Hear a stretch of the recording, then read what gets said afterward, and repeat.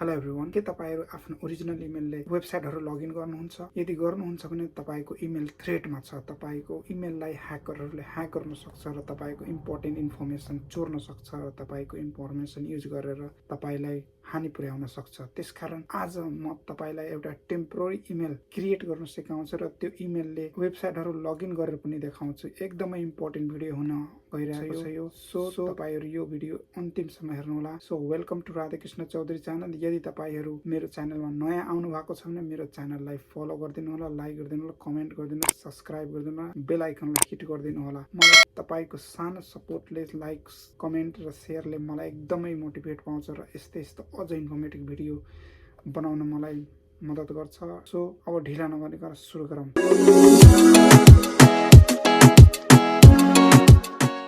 Hello साथीहरु, आज म तपाईहरुलाई टेम्पोररी इमेल बनाउन सिकाउन गइरहेको छु। यदि तपाई कन्टेन्ट क्रिएटर हुनुहुन्छ र तपाईलाई धेरै वेबसाइटमा लगइन गर्नुपर्ने हुन्छ भने तपाईहरुले फर्स्टमा तपाईले गुगल कुनै पनि ब्राउजरमा गएर smailpro भन्ने .com यो एउटा टेम्पोररी इमेल जेनेरेट गर्ने वेबसाइट हो। सो यसरी तपाईले smailpro टाइप गर्नुभयो भने यसमा थिच्नु होला यो वेबसाइटमा, अनि तपाईले यस्तो खालको इन्टरफेस खुल्छ जसमा होम प्राइसिङ हो हामीलाई चाहेन, किनभने हामीले फ्रीमा युज गर्नु छ अनि पछि हामीलाई यो वेबसाइटसँग मतलब छैन। सो हामीले use quickly access all Gmail Outlooks यसमा ट्याप गर्नु होला। यसमा ट्याप गरिसकेपछि यहाँ हिस्ट्री र क्रिएट छ, क्रिएटमा थिच्नु होला। त्यसपछि तपाईले यहाँ र्यान्डम हेर्न सक्नुहुन्छ।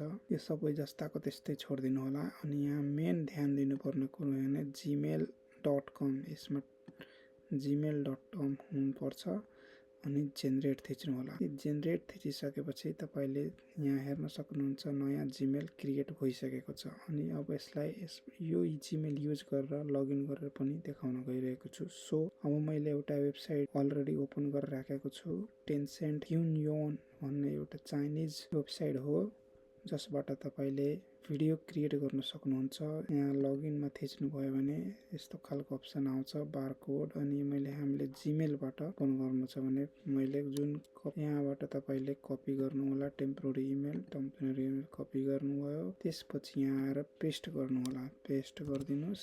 अनि त्यसपछि यहाँ सेन्ड कोड भनेर थिच्नु होला। अनि यसमा कोड सेन्ड गरिसक्यो। अनि तपाईले यहाँ गएर अब हेर्नु होला, यहाँ गएर थिच्नु भयो भने यहाँ कोड आइसकेको छ। अनि यसलाई कपी गरेर कमान्ड सी, मैले म्याकबुक युज गरिरहेको छु त्यसकारण अब यहाँ गएर कपी गरेर पेस्ट गरिदिनु होला अनि लगइन गर्न सक्नुहुनेछ।